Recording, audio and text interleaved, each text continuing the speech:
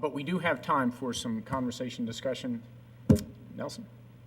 So this is a question is for Dr. Neill. In the previous session, we were discussing the issue of standards and how you would address training to standards. You went through a very nice list for the Journal of Clinical Investigation where you use ORI tools to do image analysis. You do text searching for plagiarism. You insisted to see full uncut gel images. And I'm sure that you have, and that's just the list of standards that you described to us. That's really impressive. I guess the thought is, what is your perception of how other journals do this? I mean, how prevalent are those standards across the industry, if I can use that word?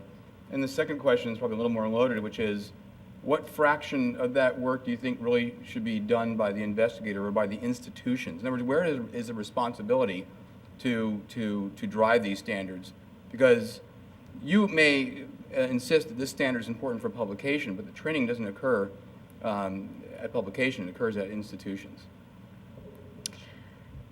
As far as the first question about how pervasive this is at other journals, many of my peer journals do the same things. All of the Rockefeller University Press journals, the Journal of Experimental Medicine, the Journal of General Physiology, et cetera, also pioneered many of these methods, so I should give credit where credit is due. I previously worked at the Nature family of journals, and while I was there, we did spot checks, or we followed up on things that were identified by whistleblowers. I was at an ORI conference where their executive editor, Veronique Kermer, gave a talk about how they start with the standpoint of trusting the scientists and the authors to have integrity. I don't mean to say that the JCI does not consider that standpoint, that we're looking to find errors, but they tend to do more spot checks and sort of bubble searches here and there, whereas we are screening everything. And as I mentioned before, it has its cost, but it has a cost that we feel is important to pay.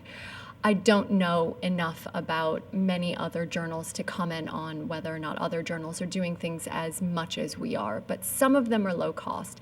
Whether or not the purview of doing that screening lies with the authors and the institutions as opposed to the journals, I wish there was more training at the institutions. I wish there was more standards that were put through before things were sent in for publication. But there are so many times when scientists are in a competitive area that it makes it incredibly difficult to go through that extra screening step. And I think that, now being on the administrative side of an institution, I'm not sure where we would find the resources or the manpower to do those sorts of things. Or the mandate for it. Amy? So, Timothy, you at the end self-modified or corrected from being the pipeline of hype to the cycle of hype. And I really think the cycle of hype is more accurate, so I think you're right to go there. And the reason goes back to something you said at the beginning, which we take to heart, that the hype of good science is matched with the hype of, dissing science.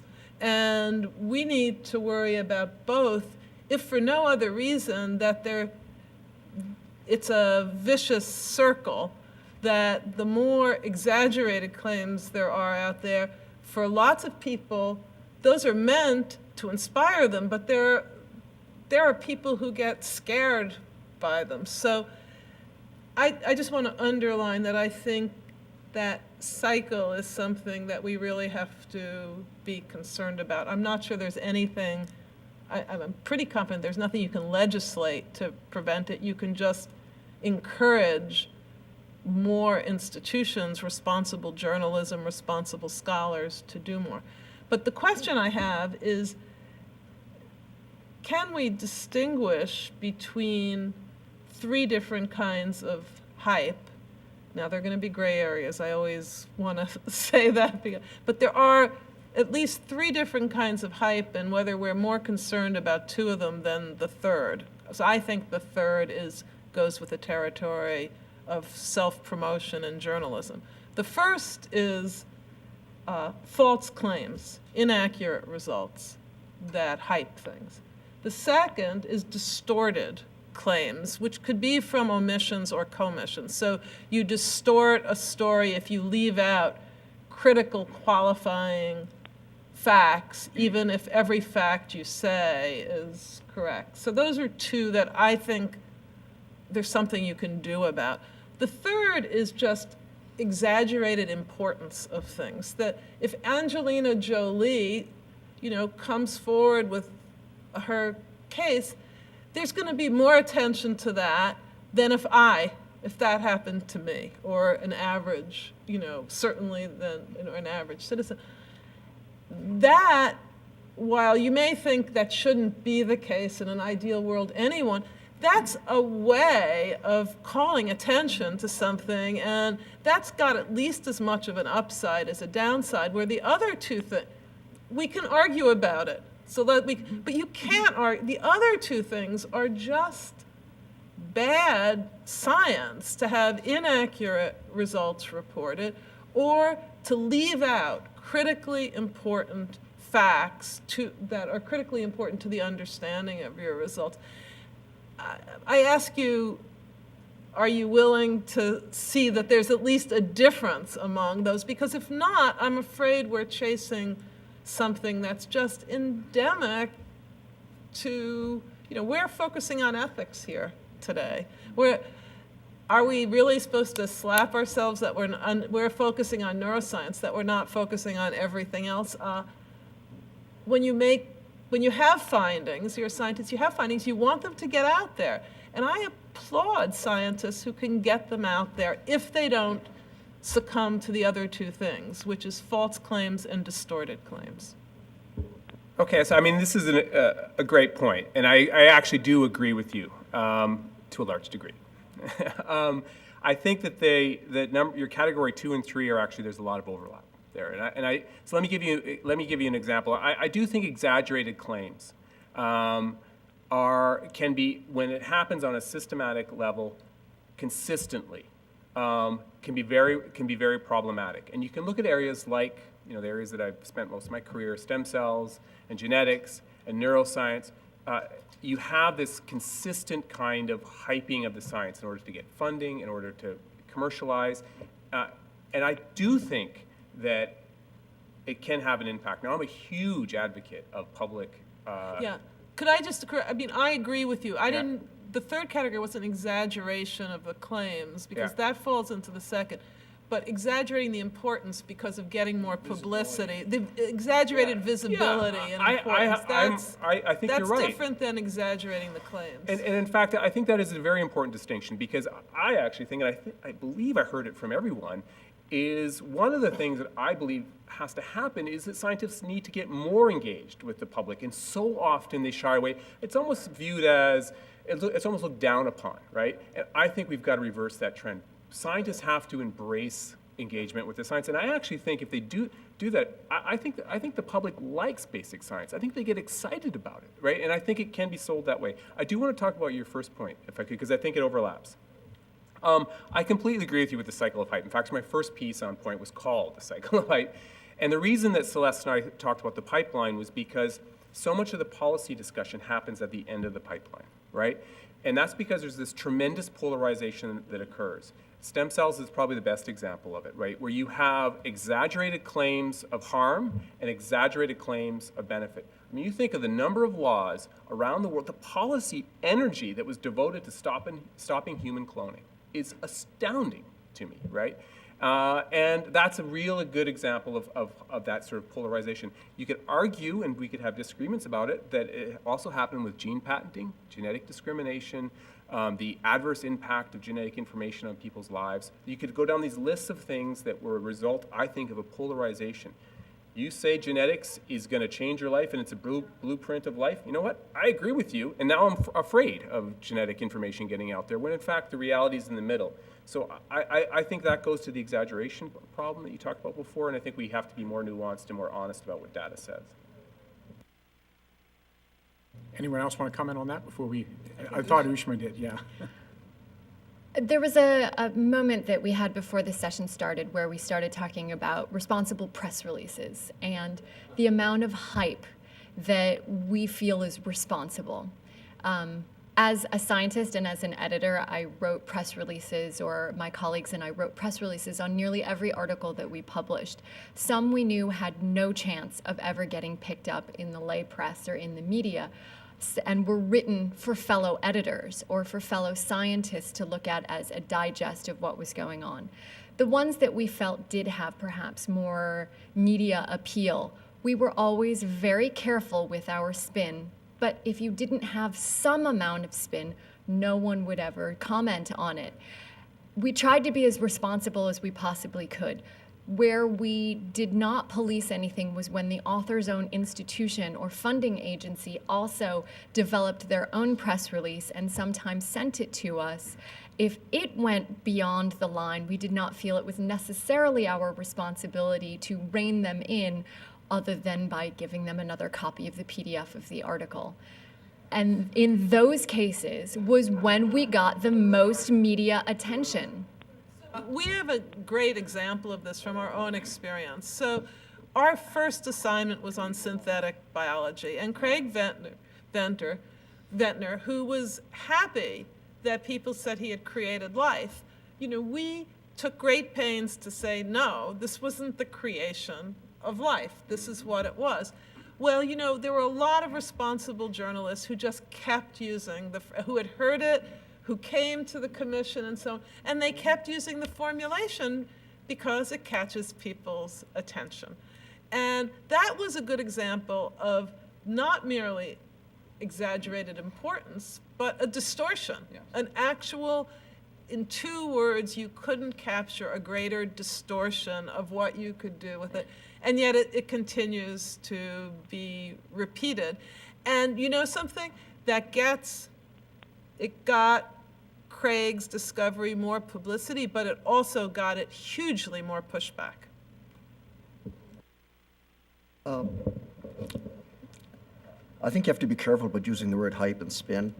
And some of it is, if you start calling everything spin, then it doesn't make much sense. Saying that you've done one of the first research projects into a certain thing and it's got some great results, what's wrong with that? I don't call that spin. If Beatlemania is everywhere, 50 years old today, that's out of proportion completely to the sort of democratic and public importance of it, but whatever. What I'm hearing here, and I've heard for years, is the problems of science journalism. Nothing much has changed in terms of the not citing sources, not citing a lot of things, getting facts wrong, so on and so forth. So we're dealing, it seems to me, with a cultural, social, economic sort of systematic issue here that it's very difficult, and no ethicist preaching is going to stop it. So I try to think of it differently. So you'd and rather reimagine use it. the word preaching than hype. Yes, that's right.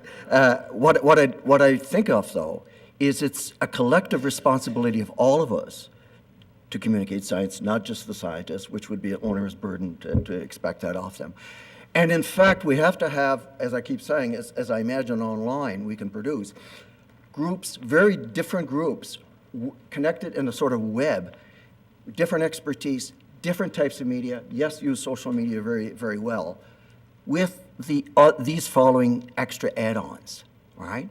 One, what I call the sixth estate, that we create a group of people, if we could be speaking of a specific discipline or not, pick your favorite context that you want to work out of, that actually through feedback loops, social media alerts to mainstream media and so on, calls out daily mistakes and exaggerations and hype and whatever in the press. So it's sixth estate because the fourth estate's the mainstream, the fifth estate is online criticizing the mainstream, and we've got to be criticizing both all at the same time.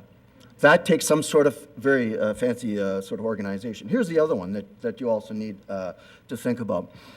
I would think that for every, we have to impact and include in scientific communication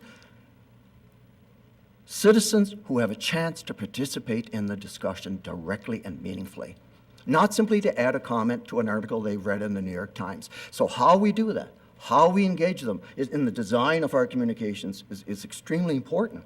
And this means also, by the way, that it would be wonderful if we had, like the Shorenstein Center has, a weekly resource email that goes out saying, here's all the leading research on this particular topic that's on top of your minds in newsrooms today, right? That could be part of that website. I mean, I can go on along this about linking that then to schools of journalism and communication. My point is that we've got to do this systematically. We've got to do it in coalitions and partnering and networking. I know those are buzzwords right now, but that's the only way we're going to do it. And I'm tired of trying to solve it myself, and or individual researchers trying to solve it. I don't mean we shouldn't do individual research. That's not what I'm saying. Well, we've got to rethink that public domain and how we do it. So we did call for bioethicsfactcheck.org, and some people, including Kathleen Hall Jameson, who helped found factcheck.org, have actually begun taking up our call for that. I would just say that it is important if people who care about ethics stop calling mainstream journalists to task for some of the violations of clear, established journalistic ethics. We will have given up a very important forum that gets a lot of attention, and a lot of the journalists did pay attention to our correction of the synthetic biology discovery. We always note, and it's my bad that I noted those who didn't, but a lot did, and I think it's worthwhile to do. I see Timothy. I would just say on an example we dealt with as well, which we should put out there, of the exaggerated false claims on the negative side. We were charged with doing a report on testing vaccines with children. And if you want to see an area where there's a huge amount of misinformation that is a real obstacle to having science progress and just reasonable discussions progress, it's that. And I give a lot of credit to the commission and people who members of the public who worked with us on that report, that we actually got a report out that was very well received, that cut through a lot of the negativity there without exaggerating the promise and sticking to real ethics. And so I thank you all for considering this. And I think skepticism is the word, but not cynicism. I mean, we really can make some headway here. Steve, you've been holding on to a question. Yes, for Ushma, and others may want to weigh in also. Another science publication issue that much has been written about is publication bias and our preference for positive over negative data. And I wondered if you could just say something about how you view the landscape of journals and editors when we receive papers that fail to replicate data published in our pages, and when that work seems reasonably competent. Sure. The operating guides that we had at the JCI were that if we received a manuscript that reported negative data of a study that we originally published, we were absolutely positively duty-bound to consider it and to not necessarily relax the rules. It had to be a rigorous study, but that perhaps the mechanistic bar that we held for the original one would be lower. We were absolutely duty-bound to consider a negative data study of something that we published. If it came from, the original study came from another journal, we would only consider it if it had, just because of the purview of the Journal of Clinical Investigation, if it had a rather large repercussion within the clinical world or the biomedical disease-driven research world. So things that were science, nature, cell, nature medicine, et cetera, we considered many of them, but not all of them.